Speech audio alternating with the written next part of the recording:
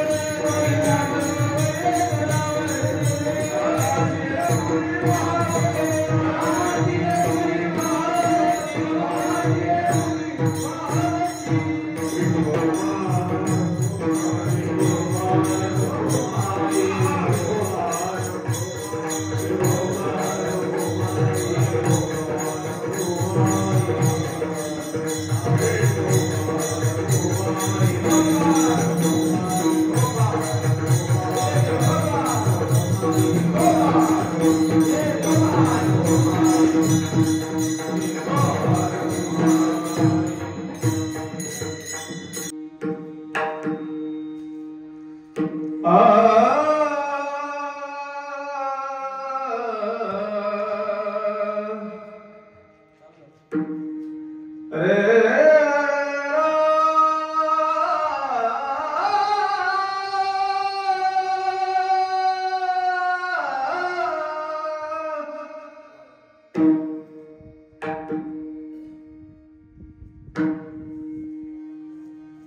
जय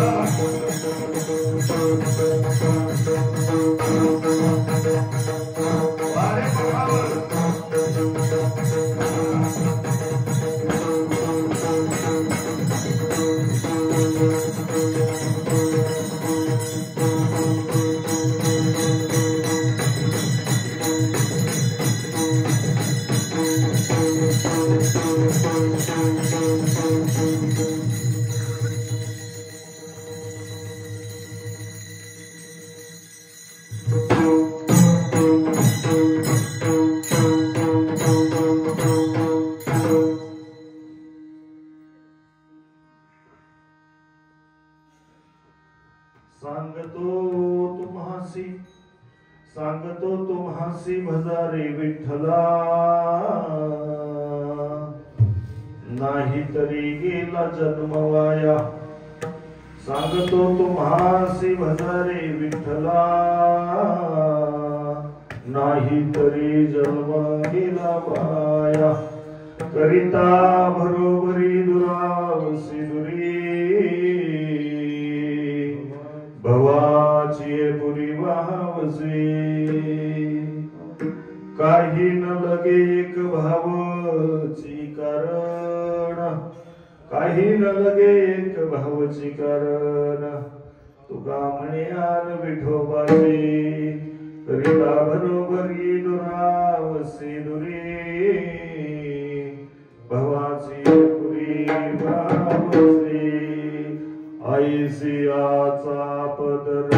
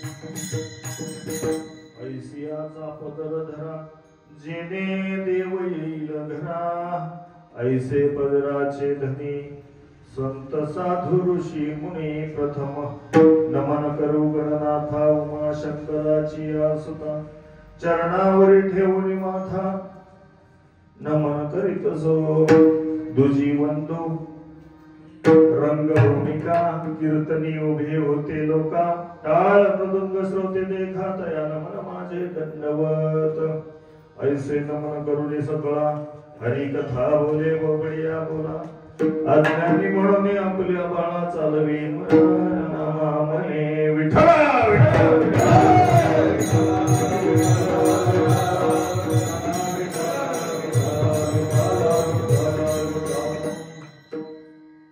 गुरुर्ब्रह्मा गुरुर्विष्णू गुरुर्देव महेश्वरा गुरु हा साक्षात परब्रह्म तस्मै श्री गुरुवे नमः जयांचे केले स्मरण होय सकल विद्यांचे अधिकरण ते जीवन ते सद्गुरु चरण नमस्कार आता ब्रह्मानंद परम सुखदम केवलम ज्ञानमूर्ती द्वंद्वातीतं गगन सदृशं तत्वमशादि लक्षणम एकम नित्यम विमलमचलं सर्वार्थी साक्षीभूतं भावातीतं त्रिगुणरहितं सद्गुरुतं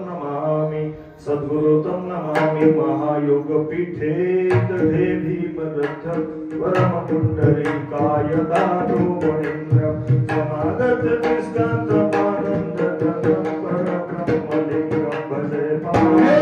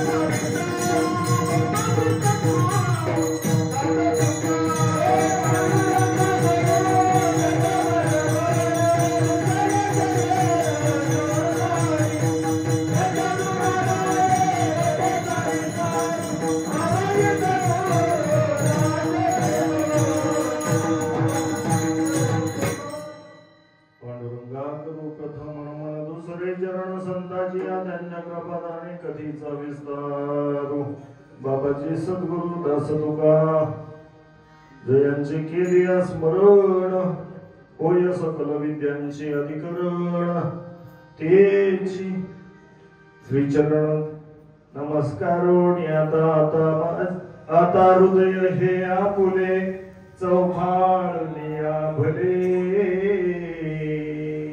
वरी वैसो पाऊले श्री गुरुरायांची नमो सद्गुरु तुकया ज्ञान दीपा नमो सद्गुरु सच्चिदानंद रूपा नमो सद्गुरु भक्त कल्याण मूर्ती नमो सद्गुरु भास्करा पूर्ण कीर्ती जिथे ज्ञान विज्ञान संधी होते तिथे योग विदेश शाबते जिथे मानवाला मिळे मोक्ष गाथा तुझ्या पायरीसे सदानंद महाराज सेवे लागी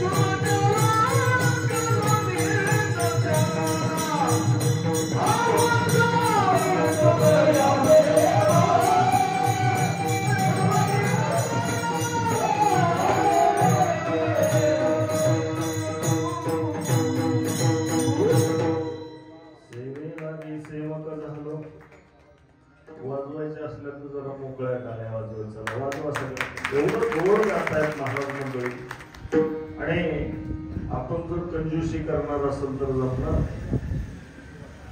सेवे लागी सेवक झालो तुमच्या लागलो निज चरणा अहो स्वामी तुकया देवा यावरी न करावा अभेरू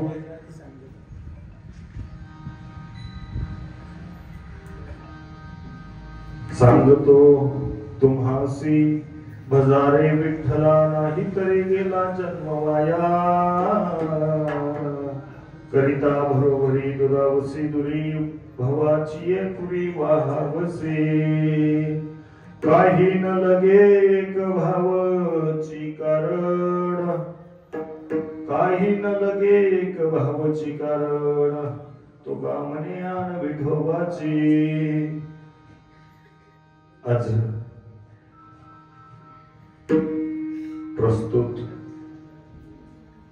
प्रसंगी श्री क्षेत्र करडे आणि करडे पंचक्रोशीतील उपस्थित सर्व भाविक भक्तजनांच्या चरणी सेवेचं औचित्य साधून ज्या नैमित्तिक कीर्तन सेवेसाठी आपण सर्वजण या ठिकाणी उपस्थित आहात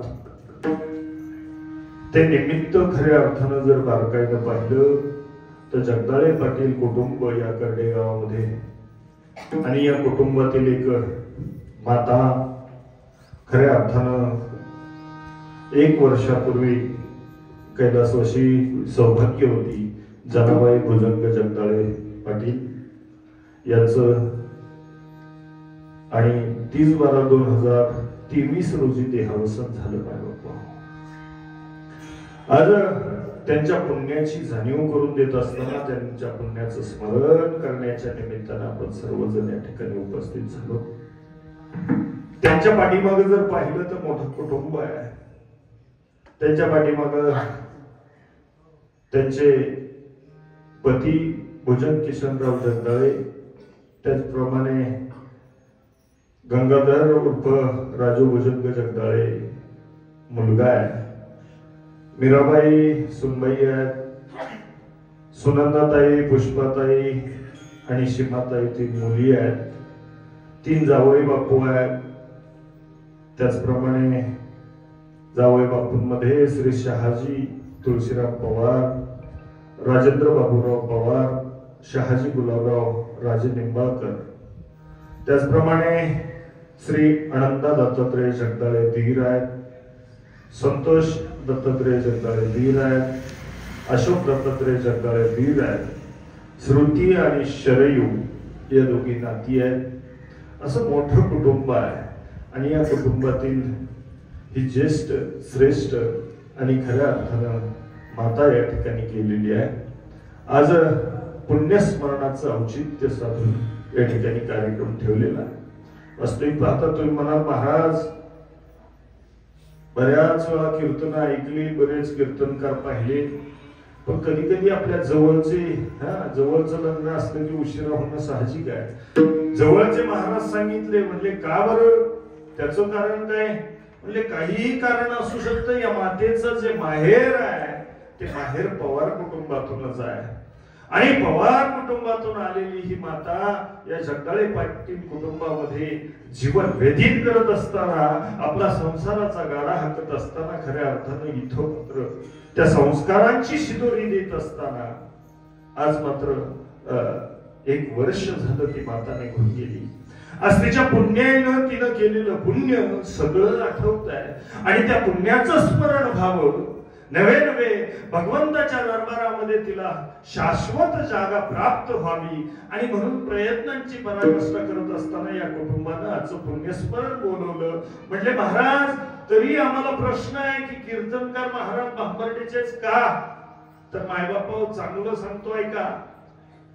जी सासूर वाशिन आहे तिला माहेराचं पुत्र सुद्धा अप्रूप असतं. इथं तर महाराज आहे विठ्ठल.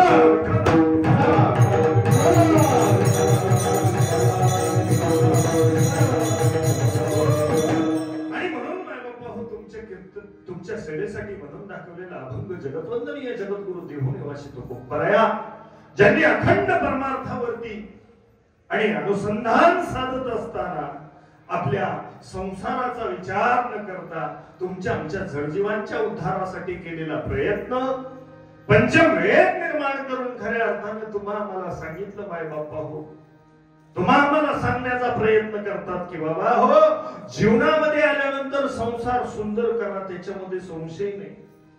करा म्हणणार हो, करा म्हणणारे, सांगणारे मात्र अनेक जण भेटतील. लाखाचे 2 लाख 1.25 लाख करण्याचा प्रयत्न करणारे अनेक भेटतील. एकराची 10 एकर कशी होईल अनेक जण मार्गदर्शन करतील माय बापा हो. पण तुकोबरायांच्या जीवनामध्ये ज्यावेळेस अनुभूती आली आणि अनुभूतीचे बोल, अनुभवाचे बोल ऐकायला, मग मात्र सगळे अरे महाराष्ट्रच नाही तर या जगामध्ये असलेल्या प्रत्येक जणाची कान मात्र तुकोबरायांच्या वाणीकडे लागली आणि सहज तुकोबराया सांगतात बाबा हो तुम्ही आम्ही जन्माला आलो, हा जन्म तुम्हा आम्हाला कोणी दिला याच्यावरती आपण पुढे जाऊन विश्लेषण करणार आहोत. परंतु मिळालेला हा देह आहे, मिळाला हा देह काकटाळी न्याय त्या भगवान परमात्म्याने सहज उपलब्ध करून दिलेला हा देह आहे. नरदेहाला आपण आलो, गाढवांना, कुत्र्यांना, मांजरांना, बाकीच्या योनीमध्ये असणाऱ्या पशु पक्ष्यांना न सांगता तुम्हा आम्हाला सांगितलं माय बापा हो काय करा. अरे तुम्ही आम्ही सांगतो तुम्हासी भजारे विठ्ठला, तुम्हाला सांगितलं माय बापा हो. अरे त्या भगवान परमात्म्याला भजा. आता त्या भगवान परमात्म्याला भजण्याचा प्रयत्न करा, सांगतो तुम्हासी भजारे विठ्ठला. काही जण रगेल म्हटले महाराज आम्ही जर नाही केलं तर काय होईल. तुकोबराय म्हणले नाही तरी गेला जन्म वाया, नका करू. तुमचा जन्म वाया जाईल, आमचं काय जाणार आहे? आमचं मात्र जाणार नाही. कारण तुम्ही करून कराल काय करिता बरोबरी दुरावशी दुरी. अरे तुम्ही करून काय करणार आहात? संसाराची बरोबरी करण्याचा प्रयत्न कराल, संसार वाढवण्याचा प्रयत्न कराल. करिता बरोबरी दुरावशी दुरी भवाची पुरी वाहसी. अरे कितीही संसार मोठा करण्याचा प्रयत्न केला आणि ज्यावेळेस त्या भव नदीचं पाणी येईल ना माय बापा हो, ते मात्र तुम्हाला त्या पुरामध्ये तुम्हाला वाहून जावं लागेल. भवाची ये पुरी वाहावशी, कारण ते पुराचं पाणी अचाट आहे, हो प्रचंड आहे. त्या पुराचं पाणी असं आहे, भव नदीचे पाणी गळ्यारे भरतेच ओढीते आणि भल्या भल्या पाहुणारांना उठून पाडते. असं पाडते, असं चाणाक्ष. आणि म्हणून ते भवनदीचं पाणी तुम्हाला ओढणार आहे, संपवणार आहे. हे सांगत असताना तुकोबरायांच्या डोळ्यामध्ये पाणी आलं.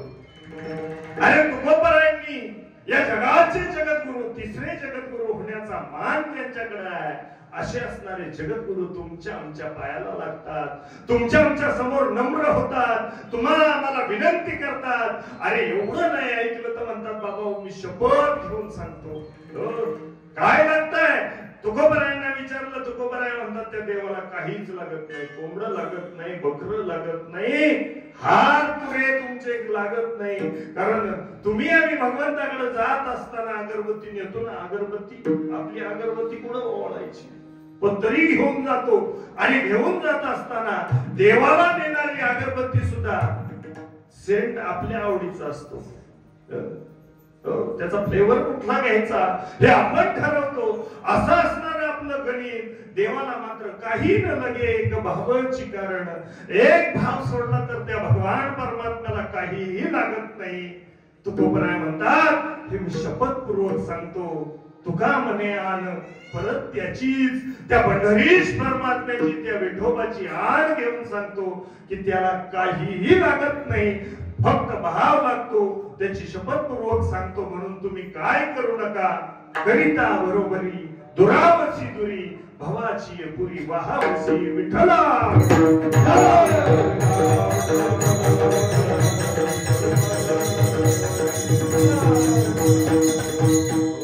माझ्या मुखातून कीर्तन जे करून घेणार आहे, जे काही वाक ब्रह्म शब्द ब्रह्म तयार करण्याचं काम करतोय तो भगवान परमात्मा, ती त्याचीच कृपा आहे. म्हणून त्याच्याशिवाय हे विश्व नाही. आणि म्हणून तुम्ही आम्ही सगळे आलो मायबाप, ही कोणाची कृपा आहे तर फक्त त्याचीच आहे. म्हणून त्याला नमन केलं आणि आपण पुढे चाललो कीर्तन करत. परावृत्त होण्या अगोदर ज्याची सुरेल अशी माझ्या कीर्तनाला साथ आहे, कारण कीर्तन रंगभरे कीर्तनात रंग भरवण्याचं काम. प्रेमे हरिदास नाचत, पण ते नाचण्यासाठी त्यांना गरज ज्याची आहे ते संगीत महत्वाचं आहे. आणि म्हणून संगीताशिवाय परमार्थ नाही. अनेक जणांचं म्हणणं आहे, मी एक दिवस म्हणलो संगीताशिवाय, तो म्हणला प्रपंचही नाही. म्हणलं असं कसं होईल? अरे परमार्थाला संगीताची गरज आहे. प्रपंचाला म्हणलं काय करावं, माझ्याच मंडळीचं नाव मग मात्र पर्याय नाही. असो, इथं मात्र ज्याची गरज आहे ती गरज पूर्ण करण्याचं काम ज्येष्ठ श्रेष्ठ, आज थोडस वरचढ आहे त्या, पण हरकत नाही. भगवान परमात्मा ते मान्य करून घेईल. खऱ्या अर्थानं आळंदीतले एक प्रख्यात कीर्तनकार आणि महाराष्ट्रभर ज्यांनी भजनामध्ये नावलौकिक कमावलेला आहे, असे ज्यांनी संगीतावरती अनेक वर्ष महारत हासिल करण्याचा प्रयत्न करत असताना आळंदीमध्ये राहून त्या संगीतावरती आणि अभ्यास करतायत, रियाज करतायत. जो रियाज करेगा वो राज करेगा, असे आदरणीय हरिभक्तपरायण अमोल महाराज गावडे या ठिकाणी उपस्थित आहेत.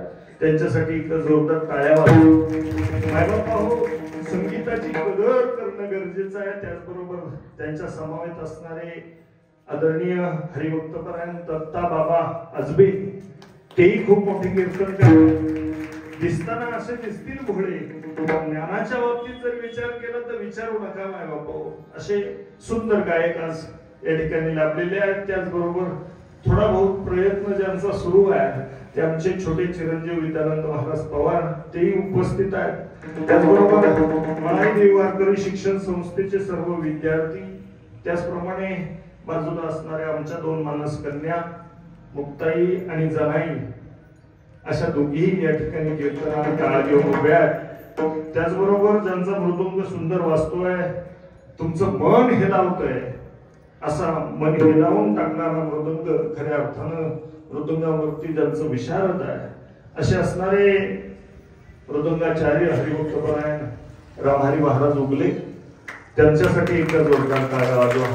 कारण वास्तविक पाहता जीवाचा आकांत करत असताना त्यांनी मृदंग वाजवण्याचा प्रयत्न केला. काय वाजवलं हे त्यांनाच कळत होतं. तो मला कळालं का म्हणजे नाही कळालं, मलाही कळालं नाही. पण समजून घेत असताना तुम्हाला सांगतो की मध्यंतरी जे वाजवतात त्याला काय म्हणतात, चक्रधार. चक्रधार आणि वाजवत असताना सगळ्यांना आनंद वाटत होता. आणि म्हणून असे चक्रधारावरती किती वाजवले, जवळजवळ 3 चक्रधार वाजवले. एक वाजवायचं म्हणलं तर बरेच पखवाचे घाईवर येतात, पण 3 चक्रधार वाजवले. परत एकदा टाळ्या त्यांच्यासाठी. त्याचबरोबर हार्मोनियमला बाबा बसलेले आहेत.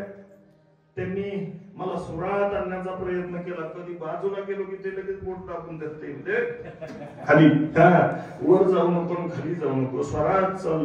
असे आदरणीय बाबा त्यांच्या चरणी नतमस्तक होतो. त्याचप्रमाणे ज्यांनी आमचा विना सांभाळला ते आमचे जुने, कारण त्यांचा जुने मल्ल म्हटलं तरी हरकत नाही, कारण लेझिम खेळायला सुद्धा ताकदच लागते. असे असणारे दगडू मामा वाळके, आणि त्यांनी आज विना महाराजांचा सांभाळला. त्याचबरोबर तुम्ही सगळे संत सज्जन मायबाप समोर बसलेले आहेत. पै पाहुणे अत्यष्ट नातेवाईक सगळे सगळे आणि सुंदर या ठिकाणी माहोल तयार आहे. इथं कीर्तन म्हटलं की आनंद वाटतो मायबाप. कारण त्याला अजून एक कारण आहे की इथं सिस्टम लावली ज्यांनी, ते तुषारदादांची सिस्टम आहे. त्यांच्यासाठी एकदा जोरदार टाळ्या वाजवा. कारण महाराष्ट्रभर फिरत असताना संगमनेरला गेलो, एवढ्या मोठ्या मोठ्या मशनी डीजेचं सामान सगळं समोर आणून टाकलं महाराजाच्या.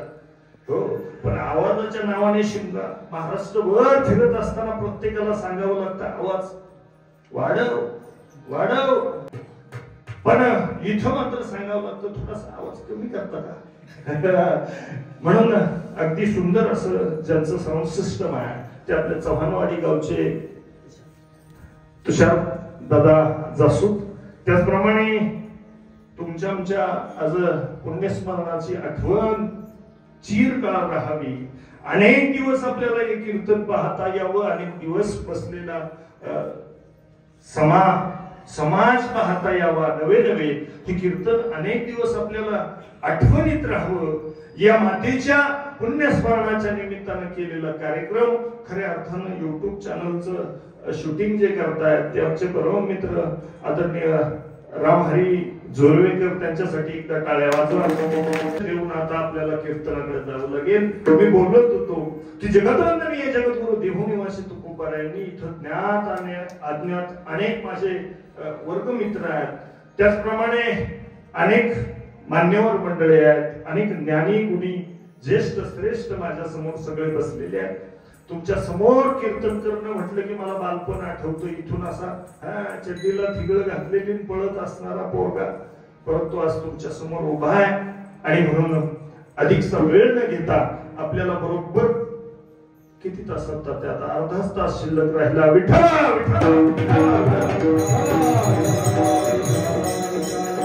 मायबापा हो, जन्माला आल्यानंतर मरेपर्यंत काय करावं हा प्रश्न तुमच्या आमच्या आणि खऱ्या अर्थानं स्मरणामध्ये असावा. कारण आल्यानंतर भगवान परमात्म्यानं हा दिलेला देह आहे. त्या देहाचा विचार करत असताना त्या देहाने काय करायचंय, त्या देहाने सिद्धता काय आहे, त्या देहाची परिपूर्णता कशामध्ये आहे याचा विचार मांडण्यासाठी आपण आज आलो. ज्या आईंनी कर्म केलं, ज्या आईंनी उपासना केली, ज्या आईंनी हे सगळं करत असताना एक यज्ञ मांडला आणि त्या यज्ञामध्ये पूर्णाहुती होत असताना आपला हा संसार खऱ्या अर्थानं सोडून टाकला आणि संसार सोडला मायबापा हो. आणि आता परलोक गमन करत असताना एक काल परवा एक मीटिंग झाली. अनेक ज्येष्ठ श्रेष्ठ मंडळी गोळा केले एकत्र. काही उद्योगी माणसं असतात, काय करावं. तात्यांसारखा महात्मा होता जो परमार्थामध्ये अखंड, त्याला वाटलं आता काहीतरी करावं. काहीतरी काय करायचं, अरे नको ते उद्योग करण्यापेक्षा चांगलं काहीतरी करावं, चांगलं काहीतरी करावं. म्हणून त्याने अनेक म्हातारी मंडळी, समवयस्क मंडळी गोळा केली. बरं, अनेक चर्चासत्र ठेवलं. चर्चासत्र समजतं, कारण कवी संमेलन होईल, अनेक संमेलन होतील, अनेक कीर्तनकार कीर्तन करतील, व्याख्यान देतील, सप्ताह होईल. परंतु सगळे वयस्कर आजोबा जे आहेत त्यांना एकत्र केलं. बस म्हटले आता आमचं जसं शाळेचं एकत्र बोलवले सगळे, अनेक वर्षांनी आम्ही एकत्र आलो. त्या पद्धतीने एकत्र बोलवल्यानंतर त्याच्यात चर्चासत्र सुरू झालं. चर्चा करत असताना म्हटले काय करावं, काय केलं, काय राहिलं याच्यावरती विचार करू.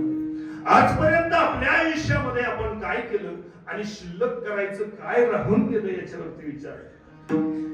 तर प्रत्येक जणाला विचारल्यानंतर प्रत्येकाच्या डोक्यातून, प्रत्येकाच्या मनातून आणि प्रत्येकाच्या मुखातून एकच उत्तर त्याचं मिळालं.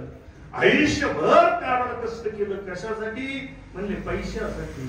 धन धन करत आयुष्यभर राहिलो माय बापाओ, अनेक गोष्टी राहून गेल्या.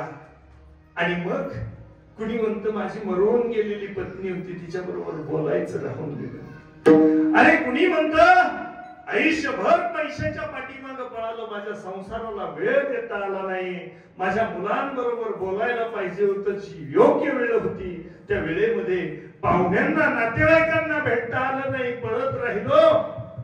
आता मात्र राहिलेल्या इच्छा आता पूर्ण करता येत नाही, कारण आता गाडी चुकलेली आहे, आता वृद्धकाळाकडे चाललेलो आहे, आता समाधान मिळत नाही. आता मात्र काय करावं ही प्रश्न मंजुषा चालू असताना प्रत्येकाच्या डोळ्यामध्ये राहिलेल्या कर्मांची भावना शिल्लक आहे. म्हणून काहीतरी असं कर्म करावं लागेल की आयुष्याच्या वाटेवर चालत असताना काहीही शिल्लक राहू नये. म्हणून संसाराचा हा रथ हाकत असताना आपल्याला या संसारामध्ये प्रत्येकाशी नातेवाईकाशी संबंध निर्माण करणं, कारण पैसा जागेवरती पडून राहील माय बाप, आपल्याला तिथपर्यंत जावं लागेल. कारण आयुष्याच्या वाटेवरती जोपर्यंत आपण 10 वर्षाचे होतो ना, त्यावेळेस प्रत्येकाने येऊन विचारावं वय काय विचारतोय त्या 10 वर्षाचा आहे तोपर्यंत विचारलं जातं वय काय. वाढला, पुढच्या दशकामध्ये गेला, 10 ते 20 वयामध्ये विचारलं जातं शिक्षण काय, मार्क्स किती टक्के आहे, एवढंच विचारलं जातं 20 पर्यंत. 20 नंतर 30 पर्यंत विचारलं जातं पगार किती. लक्ष देऊ नाही का, 30 पर्यंत विचारलं जाईल पगार किती, आणि 30 पासून 40 पर्यंत विचारलं जाईल मुलं किती. मुलं किती, तिथून पुढे एकदा संपलं की 40 पासून 50 पर्यंत विचारलं जाईल आता बीपी किती, शुगर किती. 50 पर्यंत विचारलं जाईल, 60 पर्यंत विचारलं जाईल अजून किती. कारण 60च्या पुढे आता जगणं मुश्किल झालंय. म्हणले आता सगळं झालं, आता अजून किती. विठ्ठला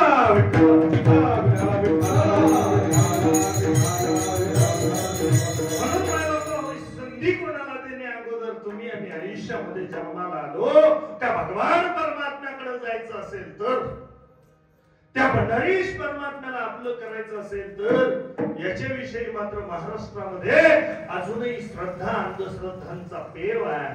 कारण विठ्ठल म्हटलं की पंढरी आठवती. मी बऱ्याच वेळा सांगितलं बाबा हो, 3 प्रकारची पंढरी सांगितली. त्याच्यामध्ये एक आहे ती सोलापूर जिल्ह्यातली पंढरी, दुसरी आहे तिथं मात्र सहज म्हटलं गेलं जणू देह ही पंढरी, आणि विठ्ठल मात्र आत्माराम नावाने आत आहे. आणि त्याच्याही पलीकडची तिसरी पंढरी ती आहे जेव्हा नव्हते चराचर तेव्हा होते पंढरपूर.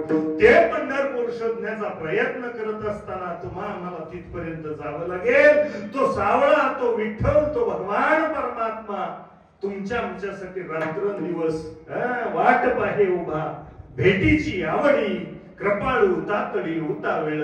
तो भगवान परमात्मा वाट पाहतो.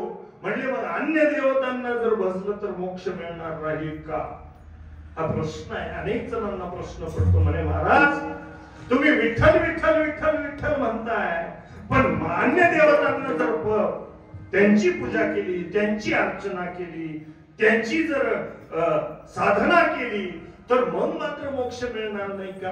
मग मात्र आम्ही तिथपर्यंत पोहोचणार नाही का? माऊली ज्ञानोबराय म्हणले नक्कीच पोहोचाल, शंका नाही. परंतु फळाला आणि फांद्यांना पाणी घालण्यापेक्षा जाणतेने गुरु भजिजे, तेने कृत कार्य होईजे. मूळ सिंचन शाखा पल्लव संतोषती. आणि त्या शाखा सगळ्या जर खुश करायच्या असतील तर जसं झाडाच्या बुडाला पाणी घालावं लागतं तसं तुमच्या आमच्या जीवनामध्ये जाणत्यानं गुरुला भजावं. गुरु आपल्याला त्या अनन्य भावानं असणाऱ्या त्या भगवान परमात्म्याची ओळख करून देईल. आणि एकदा ती ओळख झाली की मग मात्र या विश्वामध्ये दुसरा काहीच दिसत नाही. जिकडे पाहावे तिकडे आम्ही काकड्यात म्हणलो की ओवाळू मी गेले माये गेले द्वारकी. अरे तिथं गेल्यानंतर त्या द्वारकेत पाहिलं तर जिकडं पाहिलं तिकडं काय दिसतंय महाराज? ओवाळू मी गेले माये गेले द्वारके.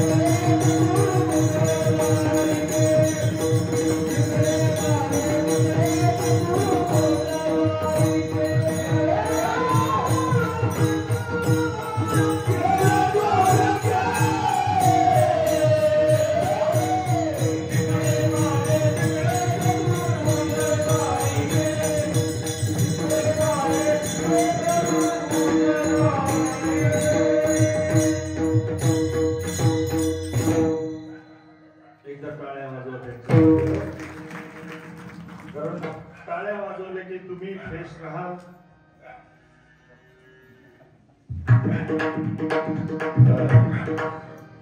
नाही परत म्हणायला नको महाराजाच्या कीर्तनाला.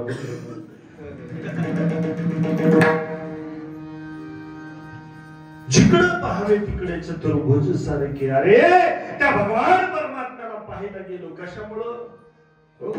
कशामुळं? हे सगळं दिसण्याचं कारण काय म्हणले? जाणतेने गुरु बसीचे. अरे सद्गुरु नायके कृपा केली पूर्ण एकदा कृपा झाली की मग मात्र या विश्वात्मक भगवंताचं दर्शन होतं.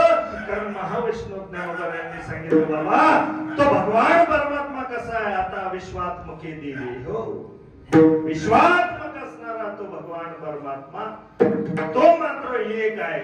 अनेक रूप धारण जरी केलेली असली तरी तो एक आहे. तो एक कोण करावा म्हणले? तो एक जर करायचा असेल तर तो रुक्माईचा पती असणारा तो भगवान परमात्मा एक करावा लागेल. आपुला तो एक देव करुणी द्यावा. आपुला तो एक देव करुणी द्यावा.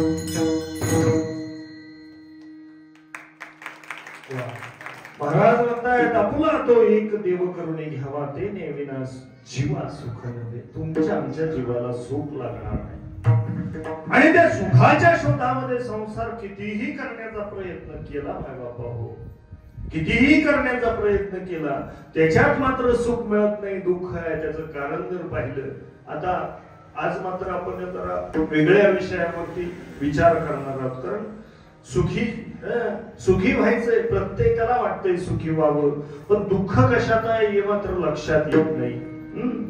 कशामध्ये दुःख आहे, कशामुळे दुःखी आहोत आपण याचा विचार जर केला तर मग मात्र आपल्याला नको त्या गोष्टीच्या फंदात पडल्यामुळे तुमच्या आमच्या पाठीमागे दुःख आहे.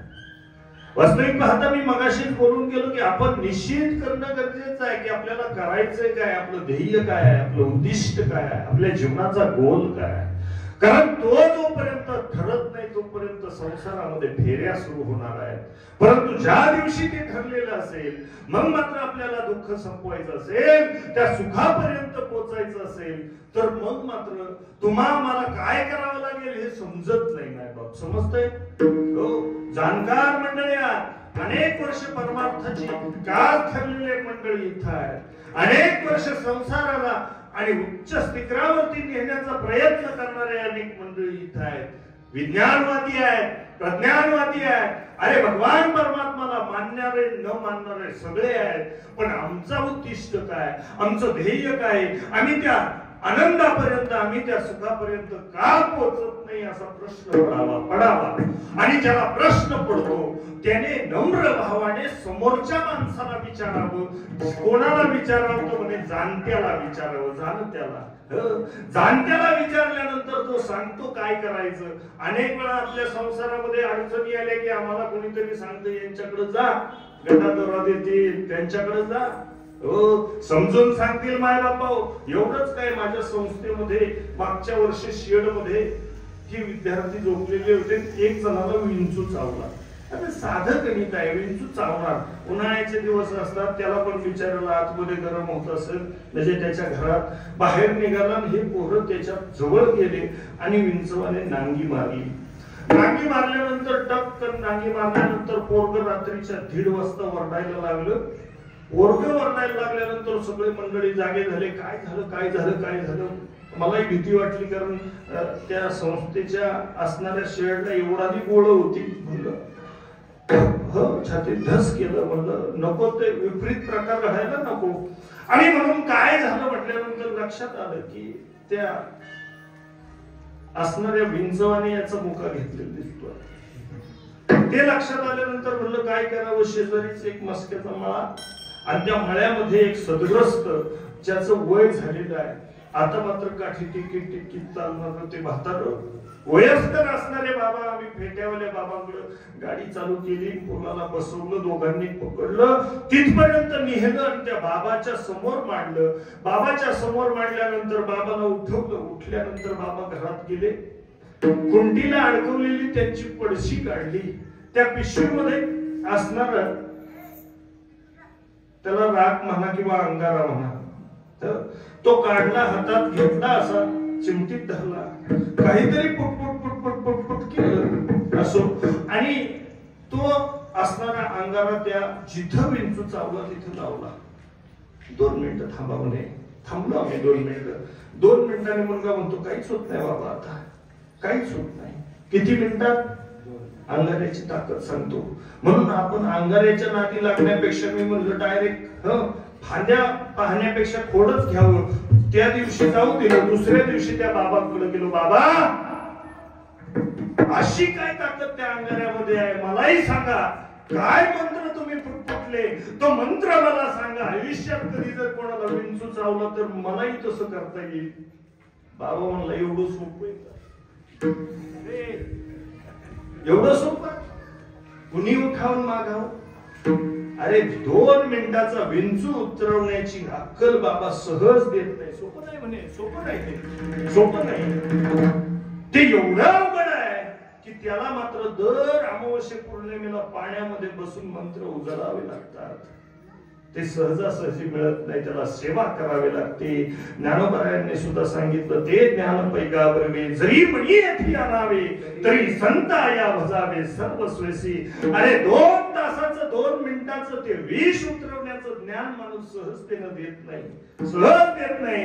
पण माझ्या ज्ञानोबाची, माझ्या तुकोबाची आमच्यावरती एवढी कृपा आहे की आयुष्यभराचं विष उतरवण्यासाठी, नवे नवे या जन्म मरणाच्या या भवरोगातून बाहेर काढण्यासाठी सहजतेने मंत्र दिला. एक साधक तुकोबारायांच्या चरणाशी बिलगला, पाया पडला, विनंती केली, काय करू मी, माझं आयुष्य तळमळ होते, माझ्या आयुष्याची जीवाची लाही होते, मला आता या संसारामध्ये राहावं वाटत नाही, मला नको झालंय, आता काय करू मी.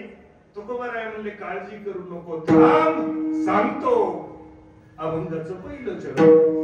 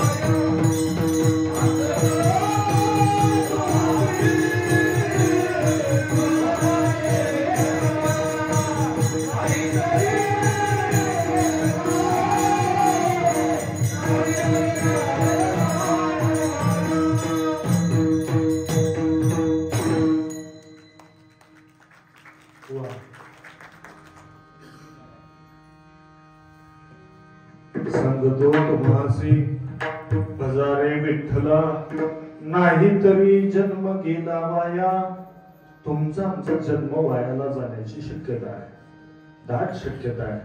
मग काय करावं लागेल तर त्या भगवान परमात्म्याकडे जावं लागेल माय बाप्पा हो. तुम्ही म्हणाल महाराज हो अनन्य भावानं त्या भगवान परमात्म्याची भक्ती केली, कारण साधू संतांनी प्रयत्नांची पराकाष्ठा केली. ज्ञानोबा तुकोबारायांनी प्रयत्नांची पराकाष्ठा करून तुम्हाला समजून सांगण्याचा प्रयत्न केला.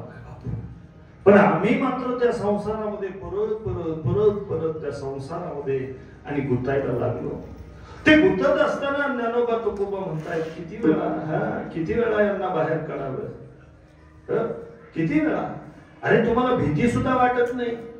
किती वेळा जन्मा यावे नित्य भावे भजित म्हणून या जीव भ्याला, आता तरी भ्या, परत जन्माला यावं लागेल, परत मरावं लागेल. किती वेळा. आता मात्र कुठेतरी थांबलं पाहिजे.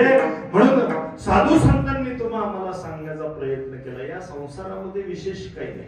वास्तविक पाहता आम्ही आमचं लक्ष, आम्ही आमचं ध्येय, आम्ही आमचं गोल ठरवत नाही. आणि म्हणून भीती आहे की एवढं पैसे कमवायचं, एवढं ठरवलं की तिथपर्यंत कमवावे बस. मी म्हणत नाही पैसे कमवू नका. आता अलीकडच्या काळामध्ये तात्यांना ज्ञात आहे, तात्यांनी पाहिलं की खऱ्या अर्थानं मी मगाशी सांगून गेलो की संस्थेचं थोडंसं अडचण होती, म्हणून मोठं संस्थेचं बांधकाम करावं. आणि म्हणून सगळ्यांना थोडं जरा म्हटलं मोकळा हात सोडा की राजावं. आणि थोडेसे कुठेतरी पैसे घ्यायला लागलो की बोलले महाराजांनी धंदा चालू केला.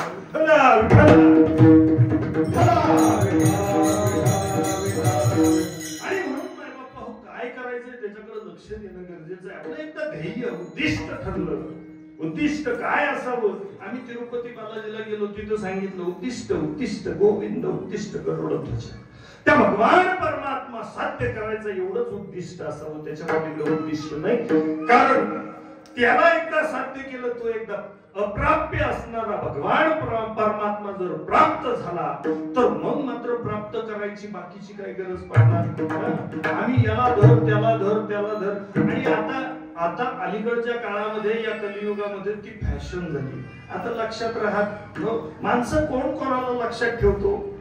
मेलं की तेवढ्या पुरतं भावपूर्ण श्रद्धांजली विषय मिळतो. 21 तारखेपासून उत्तरायण चालू होत आहे, दक्षिणायन संपणार आहे 21 तारखेला. परंतु मायबापा हो आपल्या जवळचं एक व्यक्तिमत्व संतराज महाराज देवस्थान ट्रस्टचे अध्यक्ष आदरणीय साठे महाराज परवा दिवशी किती सहजता आहे. झाकली या घटीचा दिवा. अरे झोपल्या पडल्या कारण कौटुंबिक संबंध असल्यामुळं फोन झाला आणि सांगितलं, म्हटले महाराज झोपलेले होते. 2 वेळा अलाराम वाजला परंतु महाराजांनी बंद केला नाही. आज मोबाईल दररोज बंद करतात, आज बंद केला नाही. आणि म्हणून असणाऱ्या त्यांच्या धर्मपत्नी त्यांना उठवायला गेल्या. कुशीवरती झोपलेले महाराज फक्त सरळ केल्या तसेच शांत होते. आणि मग लक्षात आलं की खऱ्या अर्थानं कोण दिवस येईल कैसा, नाही देहाचा भरवसा माय बाप्पा हो. आणि म्हणून प्रयत्नांची पराकाष्ठा. आज सकाळी एक जुने जाणते कीर्तनकार नगरच्या खालती चिंचोडी पाटील मध्ये त्यांचं राहणं होतं. अनेक वेळा दर्शनाचा योग आला. ते बाबा सकाळी गेले. आपल्या परवा दिवशी सियाराम बाबा नर्मदा परिक्रमेचे ज्यांच्याकडे मी एक दिवस मुकामी होतो, ज्यांनी मला मार्गदर्शन केलं, असे बाबा गेले. सगळ्यांना जावं लागतं हे मान्य करावं लागेल. बस आपल्याला इथपर्यंत जायचंय. फक्त लक्ष काय आहे, उद्दिष्ट काय याच्यावरती विचार आपण करत होतो की खऱ्या अर्थाने आपल्याला दुःख होतंय त्याचं कारण जर पाहिलं, कारण मीमांसा शोधावी लागते. मला दुःख का होतंय. अनेक जणांचं दुःख असं आहे तात्या की दुसऱ्याचं बरं झालं. तात्याच्या कोथमिरीचे एका एकराचे 4 लाख रुपये झाले, तेच मोठं दुखणं आहे, बाकी काही नाही. मनाला दुखणं तेच आहे का त्याचं मोठं होतंय, तो बरा होतोय हे दुखणं पहिलं आहे. कारण कबीरजींना विचारलं काय दुःख आहे. कबीरजी म्हणले अनेक जणांना अनेक प्रकारचं दुःख आहे. कोई तन दुखी, कोई मन दुखी, कोई धन बिन रहे उदास. अरे प्रत्येकाच्या पाठीमागे काही ना काही दुःख आहे. म्हणजे आपली दुखणी तरी संपवू, जगाची जाऊ द्या. आपलं दुःख जर संपवायचं असेल, आपलं दुःख जर संपवायचं असेल तर दुसऱ्याचं मोठं झालेलं, दुसरा मोठा झालेला पाहण्याची ताकद ठेवाल ना, त्यावेळेस आपलं दुःख संपून जाईल. अजून सोपं वर्म सांगतो माय बाबा, कारण अनेक वर्म साधू संतांनी सांगितले. तुम्हाला अमर होण्याचा सल्ला मागच्या कीर्तनात मी दिला. अमर होण्याचा किती जणांनी घेतलं? म्हणले महाराज तुम्ही सांगत राहा, आम्ही ऐकत राहू, काळजी करू. तुमचं काम तुम्ही करा, आमचं काम आम्ही करतो. अमर होण्याचा सल्ला महाराजांना दिला होता. नामामृत गोडी वैष्णवाला धली. ते एकदा नामामृत मिळालं की मरणार नाही तुम्ही असं सांगितलं होतं. सगळ्याला वाटतंय मारावं जगावं, कोणाला वाटे ना, कारण म्हातारी झालेली माणसं म्हातारपणी म्हणतात देवा उचल बाबा लवकर. आता मात्र उचलत नाही म्हणून दुःख आहे. दुःख संपवण्याची युक्ती सांगतो. साधू संतांनी सांगितलेली युक्ती आहे की खऱ्या अर्थानं तुम्हाला दुःख का होतंय? आपपर भाव आहे, दुसऱ्याचं भावत नाही. म्हणून असं काहीतरी युक्ती करू आपण की हे सगळे माझेच आहेत असं समजलं की दुःख होणार नाही. म्हणजे महाराज तुम्ही सांगताय का सगळेच माझे? म्हणलं मी सांगत नाही. ज्ञानोबराया म्हणले हे विश्वची माझे घर, ऐसी मती जयाची स्थिर किंबहुना चराचर आपण झाला. आता हे सगळे माझेच आहेत, तर मग कोणाचं चांगलं होईल, कोणाचं वाईट होईल? संतांची वृत्ती अशी आहे, सुखे अनेकांच्या सुखे, दुःखे अनेकांच्या दुःखे. ही भूमिका लक्षात घेतली आणि संतांनी सांगितलं बाबा ह्या विश्वाला माझं म्हण. हे विश्व माझं आहे, हे विश्व माझं आहे म्हणल्यानंतर विश्वातल्या प्रत्येक माणसाला मिळालेला आनंद हा तुझा होईल. म्हणजे महाराज एवढं सोपं वाटत नाही, हे जरा कठीण वाटतंय. सगळ्यांनाच आपलं म्हणावं, मिळालेल्या पाकिटाचे वाटे किती व्हायचे? कसं म्हणावं आपलं सगळ्यांना? म्हणजे आपलं म्हणण्याची ताकद नसेल ना तर मग तुकोबराया म्हणले नसेल तुझ्यात ताकद तर तू असं समज की खऱ्या अर्थाने यातलं माझं कोणीच नाही. कुणी नाही रे कोणाचे अंती जाणे एकल्याचे, कुणीच माझं नाही. इथं असणारे प्रत्येक जण त्याचा माझा काही संबंध नाही असं समजून जर वागलं तरी दुःख होणार नाही. आता किती सोपं आहे.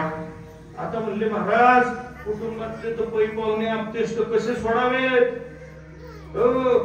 म्हणले अहो ते सुद्धा आपले नाही. धनदारा पुत्रजन बंधू सोय रे पिशून, सर्व मिथ्या हे मानून शरण निघा देवाची. बहीण कुणाची भाव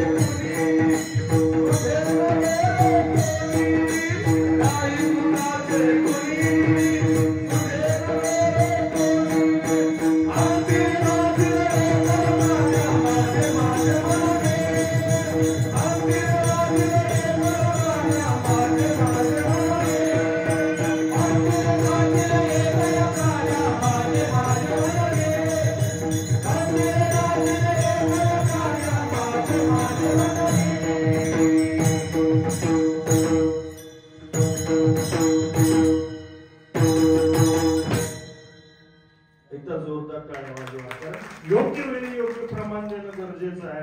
आणि खऱ्या अर्थानं प्रमाण एकदा मिळालं की मी जे बोलतोय ते योग्य आहे हे तुमच्या लक्षात येतं. आणि म्हणून माय बापा हो, नाही कुणाचे कुणी तुझे नव्हे कोणी, अंती जाशील ऐकल्या प्राण्या माझे माझे म्हणून. तुला वाटत असेल हे भावंड आपली आहे, ही नाती आहे, हे संबंध आहे. तू कहे म्हणजे तू म्हणशील माझे बहीण भावंड, हे मात्र खऱ्या अर्थानं काय तर ते मात्र कोणी कोणाचं नाही. हे समजून घेत असताना, हे सांगत असताना संत महात्मे सांगतात बाबा हे तुझ्या लक्षात तसं येणार नाही. आम्ही प्रयत्न करतो. एकदा फक्त बहिणीला फोन झाला नाही महिन्यातून तर ती रागवते मायबाप. म्हणजे पुढच्या महिन्यात वकिला सहीच येते का डावा लावायला. म्हणून ते प्रेम भावना, ते नाते संबंध कशासाठी आहे याच्यावरती विचार करत असताना साधू संतांनी त्याला मोठ माती दिली, तिलांजली दिली आणि साधू संतांनी सांगितलं बाबा इथं मात्र किती करण्याचा प्रयत्न केला, या संसाराच्या ठाई कितीही प्रयत्न केला, कितीही धरण्याचा प्रयत्न जरी केला तरी ते पळणार आहे. धरलं सोडलं तर पळतंय आणि धरलं तर ते नाती आहे. आणि नाती गोत्यात आणणारी नाती ही नाती गोती असतात. आणि म्हणून बऱ्याच वेळा या नात्या गोत्याच्या बंधनामध्ये गुंतण्यापेक्षा कधी कधी रक्ताची नातीपेक्षा कधी कधी बाहेरची नाती सुद्धा श्रेष्ठ होतात. मैत्रीची नाती आहेत, परमार्थाची नाती आहेत. आणि म्हणून अशा पद्धतीने भक्ती करत असताना साधू संतांनी सांगितलं बाबा या नात्या संबंधाच्या पलीकडे जायचंय आणि तुम्हा आम्हाला काय करायचंय तर तो आनंद घ्यायचा आहे. मग मात्र अनंत काळापासून या राहडगाडग्यामध्ये तुम्ही आम्ही गुंतलेलो आहोत, तुम्ही आम्ही गुंतलेलो आहोत. परत परत परत परत फिरणं आहे. 84 लक्ष योनीमध्ये फिरतोय.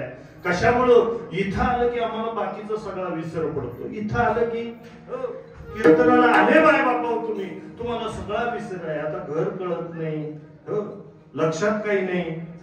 कारण डोळलीच तशी भाव व्हायचे की आता मात्र घरचे कुठे खातील आणखी अशी सांगता गोष्टी.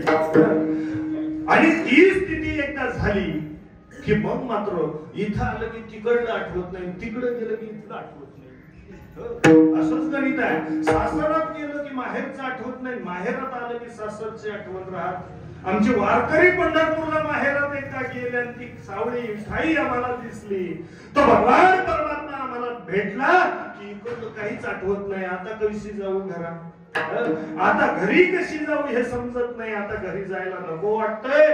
तसं परमार्थात आलं की संसारात नको वाटतंय आणि संसारात आलं की परमार्थात नको वाटतंय. म्हणून मध्यमेळ घालून साधू संतांनी सांगितलं बाबा तुमची आमची असणारी सतसत विवेक बुद्धी जागृत करा. आणि विवेकाने ज्याने सुगठित केले, विवेकाने आपल्याला तिथपर्यंत पोहोचावं लागेल. विवेक जागृत झाला की मग आम्ही संसारामध्ये असं राहू जसं कमल पत्र आहे, जसं कमलाक्ष आहे, कमल दल जसं समुद्र त्या पाण्यामध्ये राहतो. कितीही पाण्याचा संबंध आला तरी त्याला मात्र भेटत नाही किंवा त्याच्या बरोबर एकत्र होत नाही. तसं आम्ही संसारामध्ये राहणं गरजेचं आहे. म्हणजे इथं कितीही बरोबरी केली तरी त्याच्यात जर बरोबरी करीत बसलो तर वहावं लागल अभंगाचं दुसरं.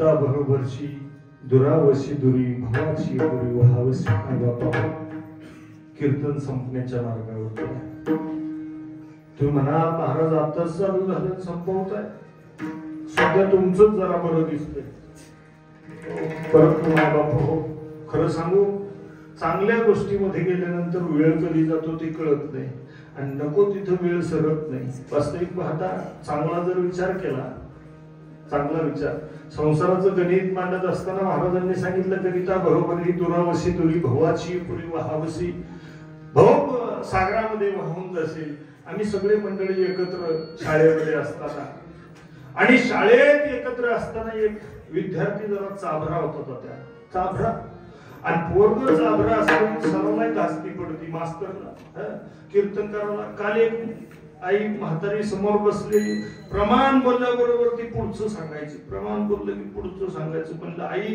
तू सांगती का वागती परत बोललीच नाही शाळेत हा एक विद्यार्थी चाभरा होता मला महाराज सरांना विचारलं गुरुकुलामध्ये म्हणे सर संसार तर दुःख मुलं आहे मग लग्न करावं की न करावं म्हणजे असं कुठं सांगितलं नाही की तू संन्यासी हो सांगितलं नाही पण संसार करावा का न करावं लग्न करावं की न करावं याचं उत्तर मला तुला लगेच देता येणार नाही कारण मी केलेलं आहे पाहावं लागेल गुरुजी समोर बसलेले आहेत अधिक बोलणं उचित नाही परंतु ज्ञानी असणाऱ्या त्या शिक्षकानं त्या गुरुवर्यानं सांगितलं राजा आज शनिवार आहे आज शाळेतून घरी गेला की उद्या दुपारी 12 वाजता माझ्याकडे ये 12 वाजता बरोबर याला आतुरता लागलेली आणि आतुरता लागल्यानंतर लग्न करावं की न करावं या प्रश्नावरती चर्चा करायची सरांनी दुपारी घरी बोलवलंय म्हटल्यानंतर याने 11:45 सुरू केलं हो 11:45 वाजता सरांच्या दरवाज्यात जाऊन शिक्षकाच्या घरी जाऊन बसला गुरुजी म्हणले लगेच नाही 12 वाजते बरोबर 12 वाजेपर्यंत वाट पाहिली 12 वाजता म्हणला येऊ का यात आत आल्याबरोबर धर्मपत्नीला हाका मारली आणि पत्नीला हाका मारल्याबरोबर सांगितलं म्हणलं गुरुजींनी सरांनी त्या गुरुवर्यांनी त्यांच्या पत्नीला हाका मारली आणि सांगितलं कंदील पेटून आण आता कंदील काय असतो तुम्हाला माहिती आहे आमच्या इकडे रॉकेल नसल्यामुळे माहित नव्हतं पण तुमच्यामुळे मला माहित झालं विठ्ठला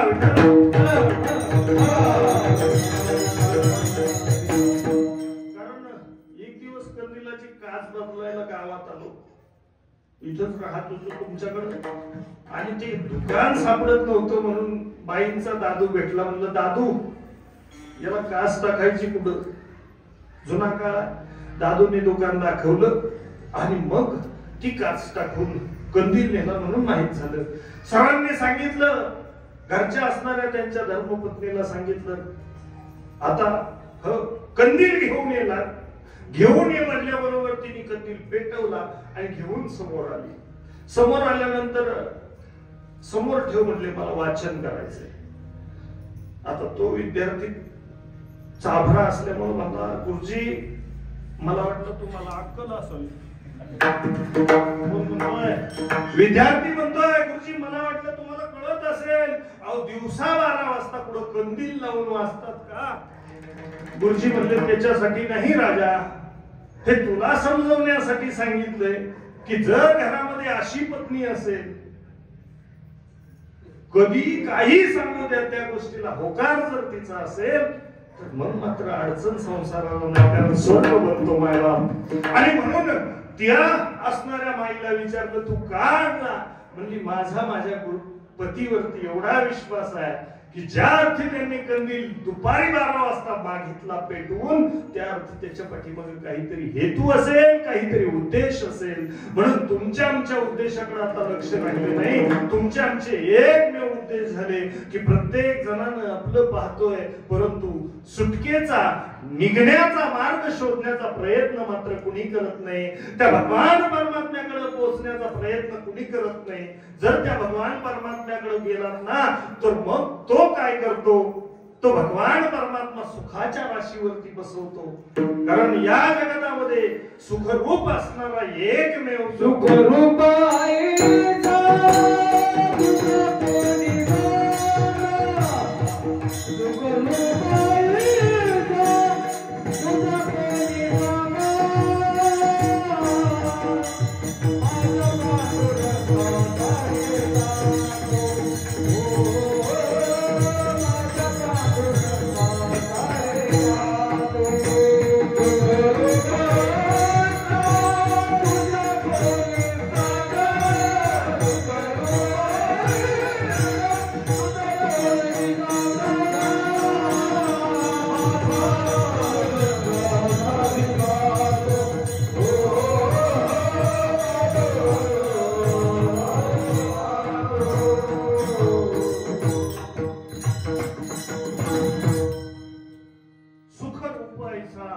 तुझ्या कोणी सांगा माझ्या पांडुरंगा सारी खातो. ते पलीकडं डिस्कवर नावाची गाडी कोणाची तरी उभा आहे. तिचा आरसा असं डोळ्यावरती चमकतोय. म्हणलं आता तिच्या नादी लागण्यापेक्षा तिला भांडण्यापेक्षा आपली दिशा चेंज करू. विठ्ठला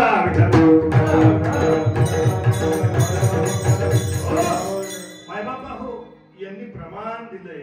तुमच्या लक्षात आलं असेल तर पहा, महाराज प्रमाण देत आहेत. काय प्रमाण दिलं महाराज? सुखरूप ऐसा तुझ्या कोणी सांगा. विस्मरण होत आहे. सुखरूप ऐसा तुझ्या कोणी सांगा माझ्या पांडुरंगा सारी खातो. त्या भगवान परमात्मा एवढा सुखरूप मात्र या जगात कोणी नाही. त्याच्यावरती विश्वास ठेवावा लागेल आणि निस्ता विश्वास ठेवण्यापेक्षा ते अनुभवावं लागेल.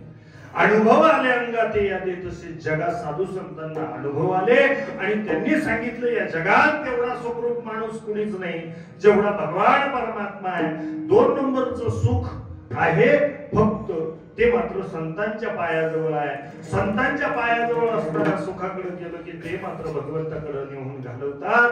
म्हणून तो भगवान परमात्मा सुखरूप आहे.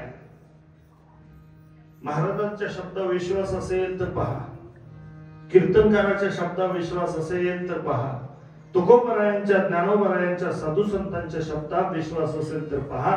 सुखरूप खरंच जर कोणी असेल तर तो भगवान परमात्मा आहे. सुखरूप ऐसा तुझ्या कोणी सांगा माझ्या पांडुरंगा सारिखा. पांडुरंगा एवढा मात्र सुखरूप कोणी नाहीये. त्याच्याकडे गेल्यानंतर तो सुख देतो असं जर तुम्हाला वाटत असेल तर हात वरती करा आणि प्रचंड मोठ्यानं टाळी वाजून त्या भगवंताचं स्मरण करू. पंढरी पर्यंत तो आवाज जर गेला, माझ्या आईचा सुद्धा असणाऱ्या आत्याचा उद्धार करण्याची ताकद त्या भगवंताच्या हातामध्ये आहे. म्हणून एकदा सर्वांनी भजन करू. विठोबा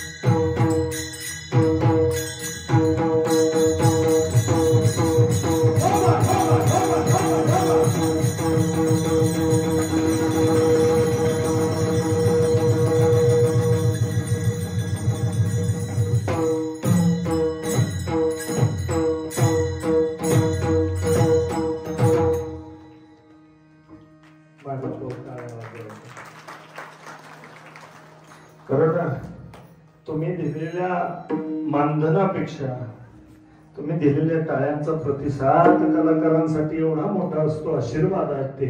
तुम्ही टाळ्या ज्या वाजवता ना ते यांच्यासाठी आशीर्वाद आहेत. कारण उद्याच्या भविष्याचे कीर्तनकार आहेत.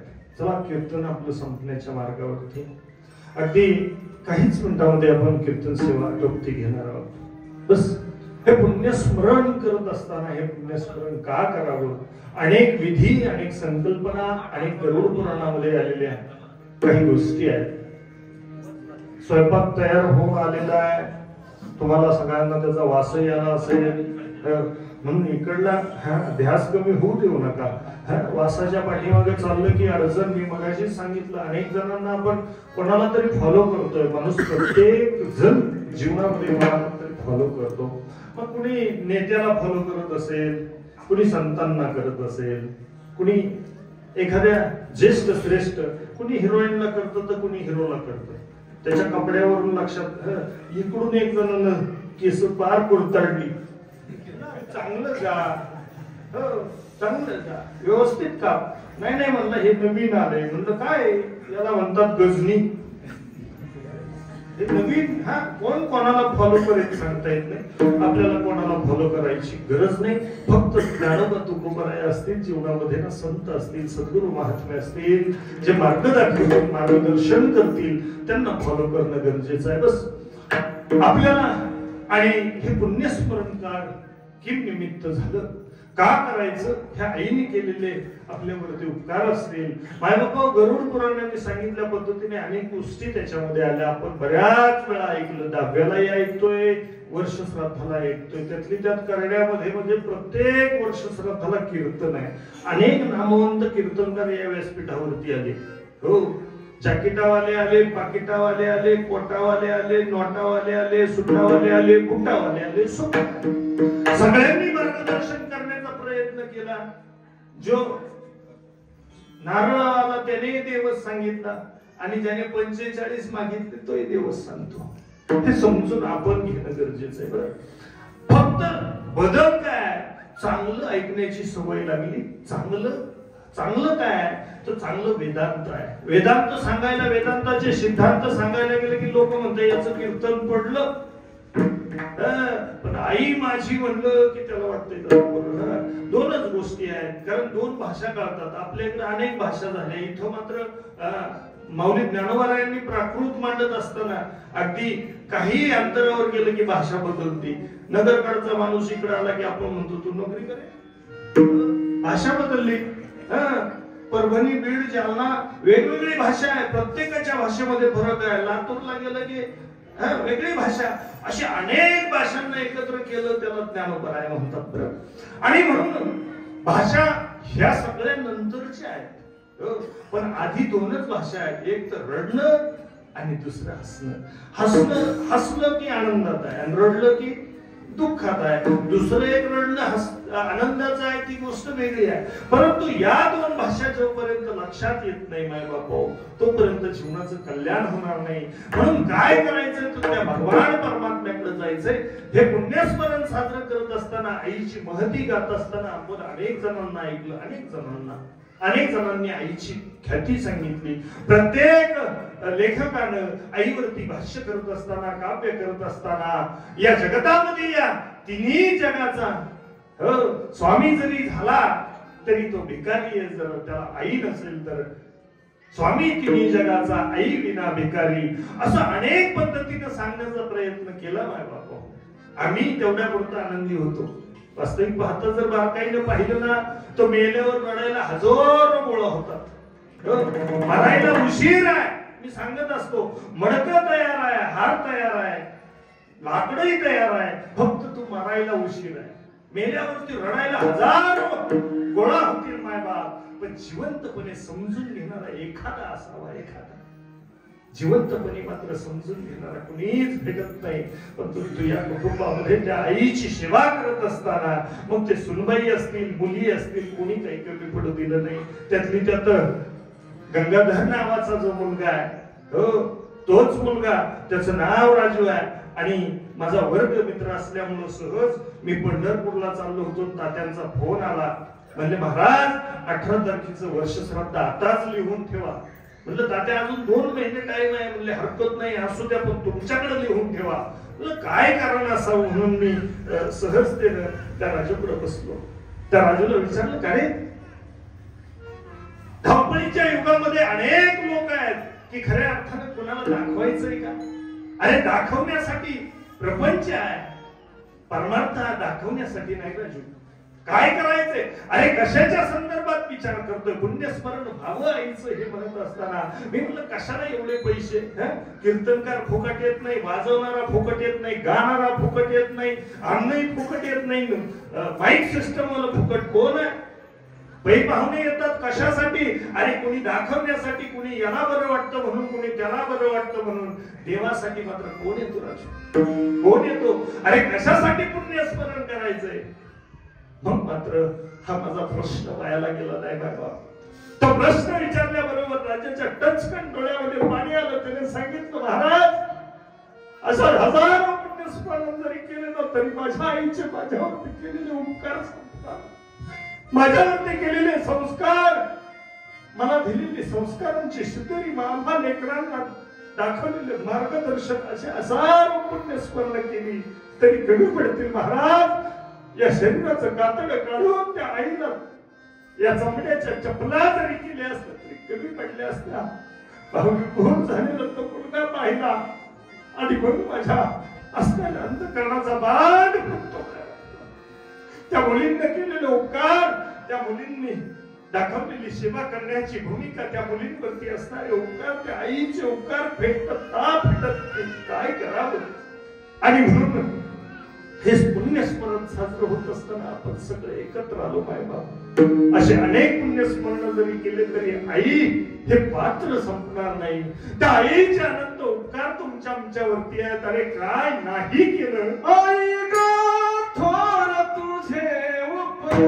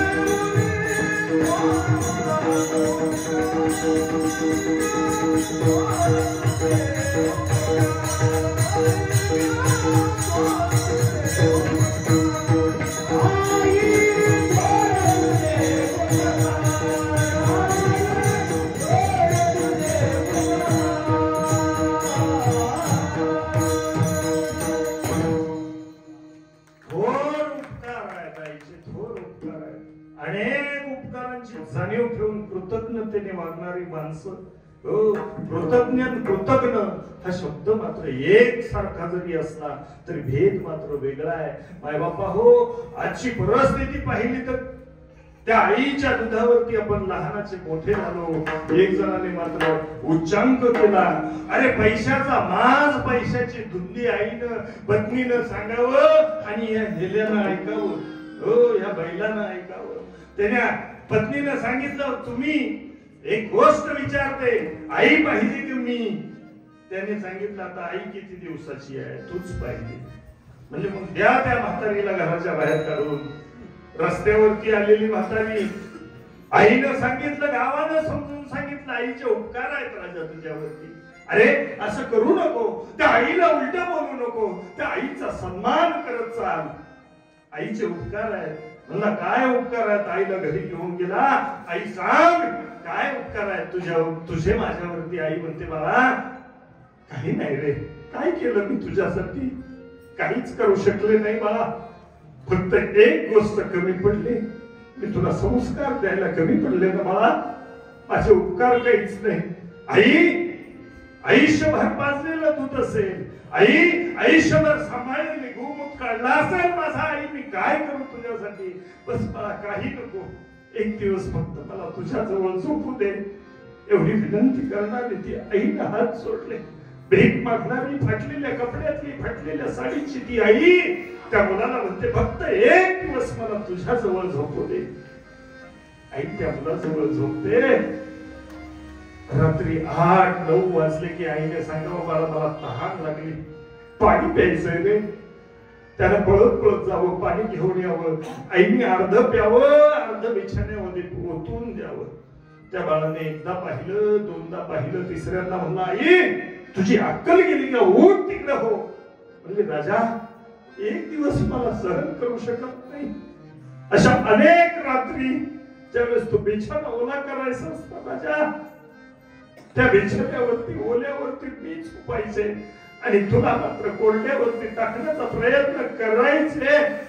बाळा तुझे उपकार मी काहीच करू शकत नाही. असा कृतज्ञ असताना मुलाला सुद्धा आईने धडा शिकवला. अरे आईच व्हायचं असेल तुम्हाला, इथं उपस्थित असणाऱ्या माय भगिनींना माझी विनंती आहे की खऱ्या अर्थानं आता दिशा बदलली पाहिजे, दशा बदलली पाहिजे. मला जाणीव आहे तुम्ही सुज्ञ आहात, ज्ञानी आहात, पण मला सांगायचंय की खऱ्या अर्थानं काय होत आहे. अरे ती जिजाऊ कुठं जिने शिवाजी घडवण्यासाठी भागवत आणि गीतेचं अध्ययन केलं. अरे रामचं उदाहरण नाही. अरे काल परवा दिवशी त्या आळंदीमध्ये एका वयाच्या 90 वर्षामध्ये मुलानं ज्ञानेश्वरी मुखदगत पाठ कंठस्थ केली. मायबाप 90 वर्षाचा वयाचा मुलगा ज्ञानेश्वरी कंठस्थ करू शकतो का, हा प्रश्न आपल्या मनाला भावणार नाही. कारण आमची आई आली तशी जिंदगी गेली. अनेक जण अनेक वयाचे झाले मायबापा, अजूनही आपल्याला ज्ञानेश्वरीतला न्य कळत नाही. नवे नवे संस्कृत समजत नाही का प्राकृत सुद्धा समजेना. वाचायला आम्ही धजवत नाही. त्याचं कारण ज्यावेळेस शोधलं, अनेक जणांनी त्याच्या आईला प्रश्न विचारले की या मुलाकडनं वयाच्या 90 वर्षामध्ये तुम्ही ज्ञानेश्वरी कंठस्थ करून घेतली, त्याचं कारण काय. तिने सांगितलं की तो माझ्या गर्भात असताना 21 वेळा ज्ञानेश्वरीचं पारायण केलं आणि म्हणून आज ज्ञानेश्वरी कंठस्थ आहे. म्हणून कंठस्थ आहे. तुम्ही आम्ही काय करतोय. अरे ते हिरो हिरोईन पाहण्यापेक्षा, पिक्चर आणि राजकारणाच्या मालिका पाहण्यापेक्षा आजही काय धराबळकट भाव तुम्हा पाशी आहे देव, काय हिंडता रानो रान कुसा संताशी जावड. हेच सांगत असताना त्या आईला सुद्धा काय हवंय. त्या आईला वडिलांना सांभाळण्यासाठी काही लागत नाही. अरे त्यांना शिळी भाकरी मिळू द्या. आयुष्यभर त्यांनी ताजी भाकरी तुम्हाला चालली आणि शिळी मात्र स्वतः खाल्ली. स्वतःचा कधी विचार न करता त्या आई बापानं तुम्हाला पालन पोषण केलं. आता मात्र तुम्ही सावध होणं गरजेचं आहे. त्यांना काहीच लागत नाही. त्यांना काय लागतं, त्या आई वडिलांच्या मातृदेवो भव, पितृदेवो भव, आचार्य देवो भव, या देवांना काय लागतं. तुकोबराया सांगतायत शेवटच्या चरणामध्ये, काही न लागे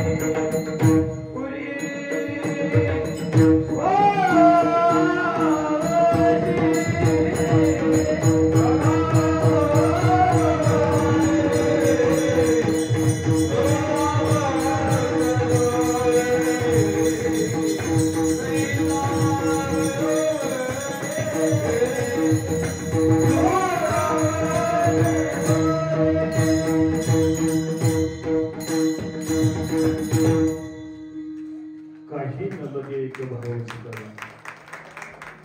लेट झालं काय थोडं काही काही तर घरी गेलं वाजवतील म्हणून त्या आईवडिलांना काय लागतं मायबाप याच्यावरती जर विचार केला काही न लगे एक भावाची कारण फक्त प्रेमाने आयुष्यामध्ये कधी त्यांचा अपमान करू नका. वास्तविक पाहता ज्याने ज्याने आईवडिलांची सेवा केली मायबाप पंढरीमध्ये परमात्मा आला आईवडिलांची सेवा केली म्हणून गणेश बापांना ज्यांची चतुर्थी आज आहे त्यांना आद्यपूजेचा मान मिळाला आईवडिलांची सेवा केली म्हणून. मायबापा हो आयुष्यभर आपण जर कधी उलटी केली लहानपणी तर आईने हातात घेतली किळस केली नाही. आपणही तेवढंच करा. ज्याने कुणी म्हातारपणी आई वडिलांची थुंकी हातात झेलली ना भगवान परमात्मा सुद्धा त्याला तसाच झेलेल याच्यामध्ये शंका नाही. आणि म्हणून तुम्ही आम्ही काय करायचं तर फक्त त्यांची खऱ्या अर्थानं सेवानन्य भावानं करा आणि हीच सद्बुद्धी तुम्हाला आम्हाला संतांनी द्यावी. ज्ञानेश्वर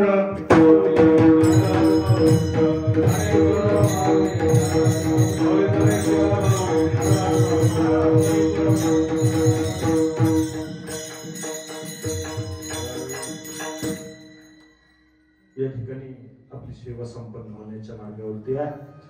तुम्ही सगळेजण उपस्थितामध्ये 10:30 ते 12:30 बरोबर 2 तास आपण कीर्तनामध्ये गेले.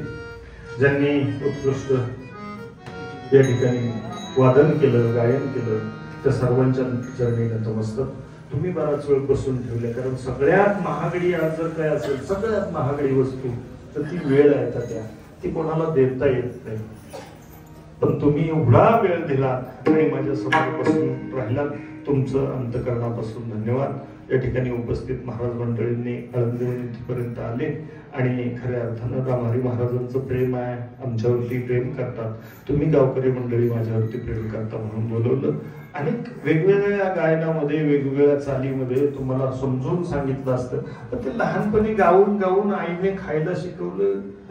आता कव्हर गाण्यात वेळ घालवण्यापेक्षा ध्येय उद्दिष्ट निश्चित करा आणि म्हणून माझा आवाज तुमच्यापर्यंत पोहोचवला त्याही तुषार दादाला परत एकदा धन्यवाद देतो.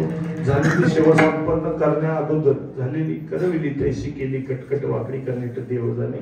देवाला समजतं आईला समजेल आत्याबाईंना समजेल खऱ्या अर्थानं त्या मात्र तिथं बसून आज तुम्हा आम्हाला आशीर्वाद देत असतील की माझ्या पाठीमागे सुद्धा माझ्या नावाचा गौरव आहे. माझ्या पाठीमागे सुद्धा खऱ्या अर्थानं माझ्या लेकरांनी अख्खं गाव गोळा केलं आणि माझं पुण्यस्मरण करतायत.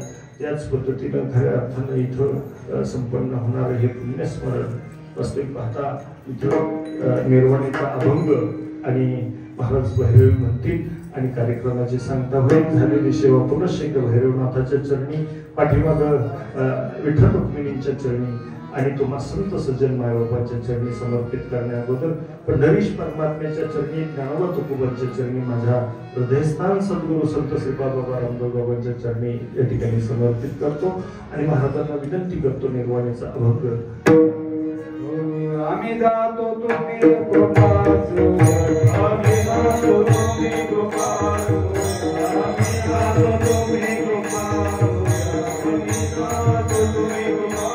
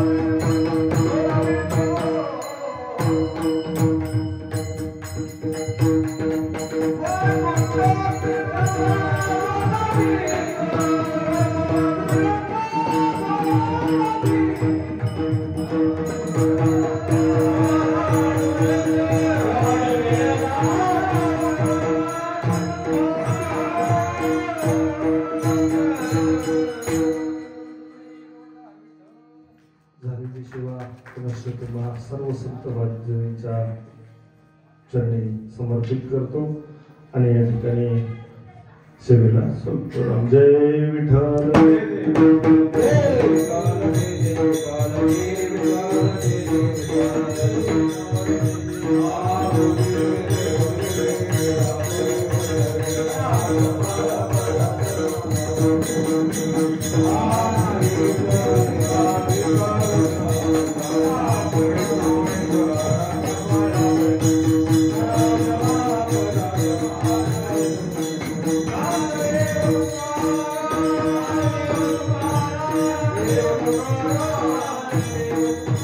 Thank you.